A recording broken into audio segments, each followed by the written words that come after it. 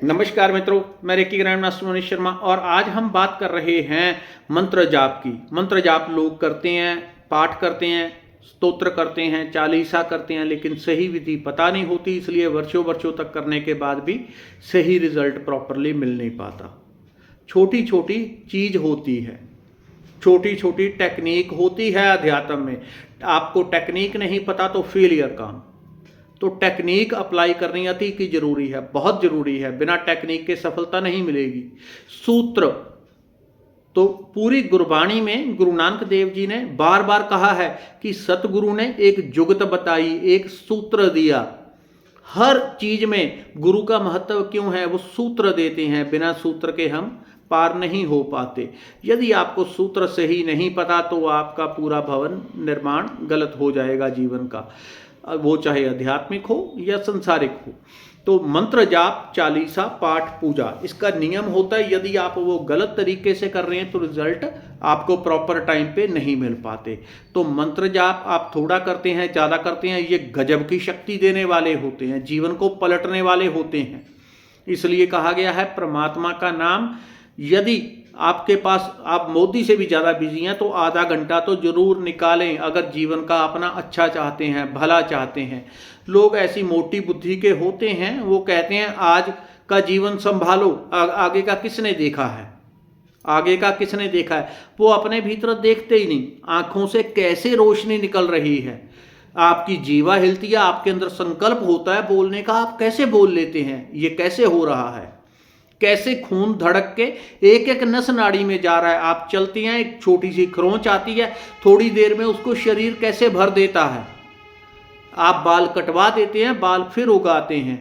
आपकी श्वास, आपको याद ही नहीं होता श्वास लेनी है, श्वास आती है जाती है, आप गिर जाते हैं, आप तुरंत, आपको होश नहीं होता, ध्यान नहीं होती, आप बचने का सूत्र निकाल लेते हैं कि कैसे किस तरह से गिरूं जिससे ज़्यादा बचाव हो जाए। एक सेकंड से भी पहले कैसे आपको रिजल्ट आ जाता है।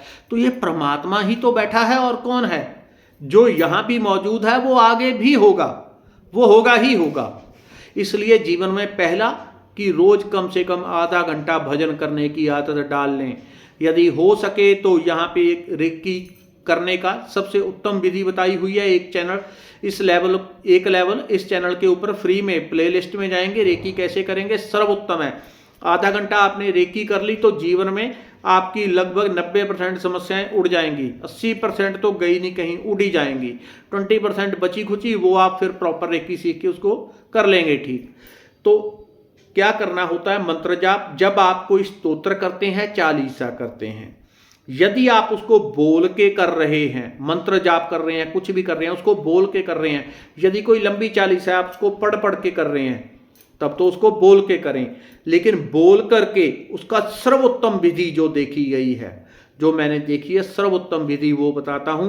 जब आप पढ़ रहे हैं जय हनुमान ज्ञान गुण सागर कपीस तिहु लोक उजागर रामदूत अतुलित बल धामा, उस लाइन को आप पढ़ रहे हैं तो उसको मन में कल्पना करें कि रामदूत, एक राम का दूत, ये तो एग्जाम्पल के लिए बता रहा हूं। जो आप पढ़ रहे हैं उसको यदि आप विजुलाइज करेंगे, उसकी पूरी पावर को आप सोख लेंगे। अब ये वो चीज मैं बता रहा हूं जो कोई नहीं बताएगा, ना कोई बताने वाला आपको मिलेगा। यदि मिल गया भाग्य से तो आपकी पहले नाक से लकीरें निकलेंगी, तब चीजें आपको बताई जाएंगी, क्योंकि यह अति सूक्ष्म ज्ञान है, वो आपको बता रहा हूं। क्योंकि यह प्रकृति की इच्छा होती है, जब उसने किसी तक पहुंचाना तो पहुंचाती है। तो यदि आप उस चीज को, जो आप पढ़ रहे हैं, उसको विजुलाइज करें, अंजनी पुत्र पवन सतुनामा महावीर विक्रम बजरंगी कुमति निवार सुमति के संगी, वो एक एक चीज को विजुलाइज करें, एक एक चीज को।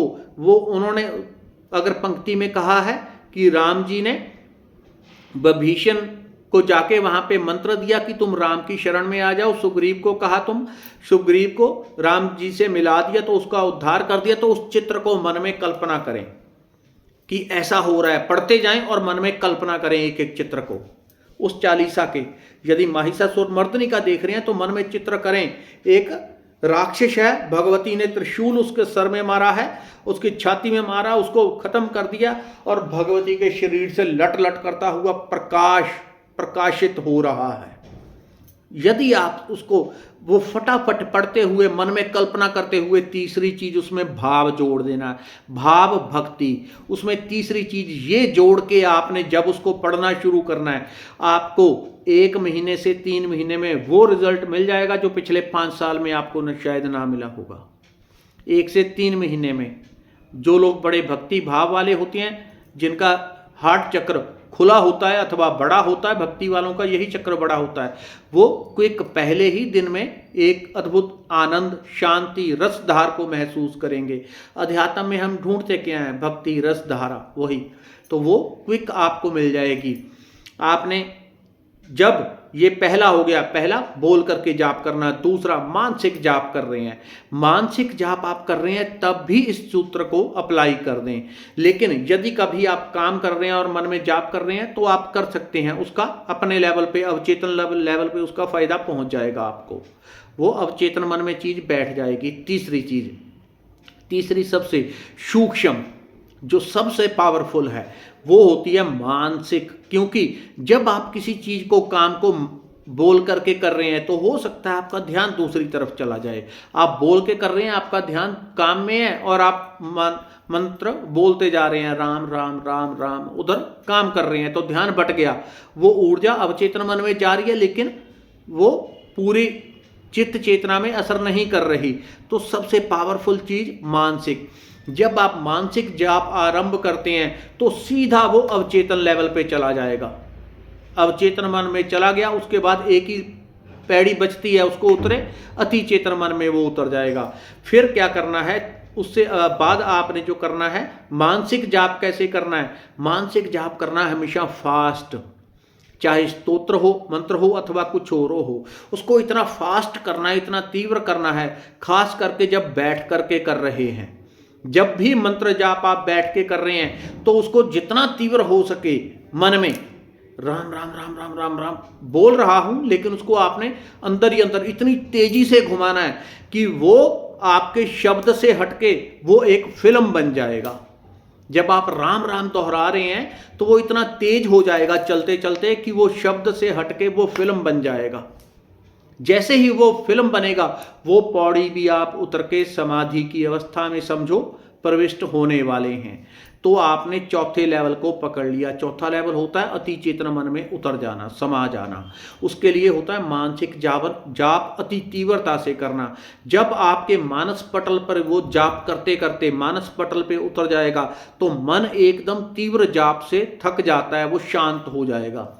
अगर आप मानसिक जाप धीरे धीरे कर रहे हैं तो उसका रिजल्ट बड़े लंबे टाइम में आएगा, वो जीवन अगले जीवन में हो सकता है पूरा हो। तो इसी जीवन में पूरा करना है मानसिक जाप, चाहे मंत्र छोटा बड़ा या कोई भी हो। लेकिन जब जो भी आप मंत्र जाप करते हैं, मंत्र जाप घड़ी घड़ी बदलना नहीं है, क्योंकि इससे ऊर्जा का निर्माण होता है।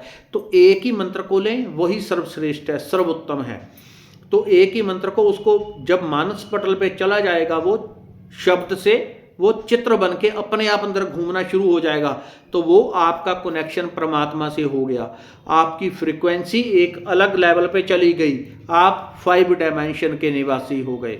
आप इसी शरीर में रहेंगे लेकिन आप मुक्त आत्मा बन जाते हैं। वो व्यक्ति जीते जी जन्म मरण से मुक्त हो जाता है। ये 5th डायमेंशन की बात कर रहा हूँ।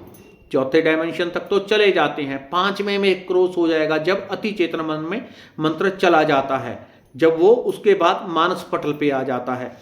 तो उसको जब करेंगे आप मानसिक जाप को, तो इतनी तीव्रता से करने के कारण मन थक जाता है और मन चुप हो जाएगा। जैसे ही मन चुप हुआ, आप शांत हो जाएंगे, उसके बाद बोलने को कुछ बचता नहीं। आप पूरी तरह चुप हो जाएंगे, शांत हो जाएंगे, स्थिर हो जाएंगे, अर्थात समाधि की अवस्था में डूब जाएंगे, गहरे ध्यान में। समाधि इसके आगे का चरण है, लेकिन उसको कहते हैं गहरा ध्यान।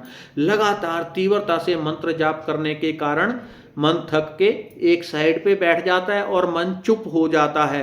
तो मन को थकाने के लिए मंत्र जाप अति तीव्रता से करना है। जैसे ही वो थकेगा, आप गहरे ध्यान में प्रवेश कर जाएंगे। आप एक ऐसी अद्भुत रसधार, ऐसी शांति, आनंद को महसूस करेंगे जो शायद कभी ना देखी होगी, ना जानी होगी। तो समाधि में, ध्यान में उतरने का सर्वश्रेष्ठ ये फार्मूला है।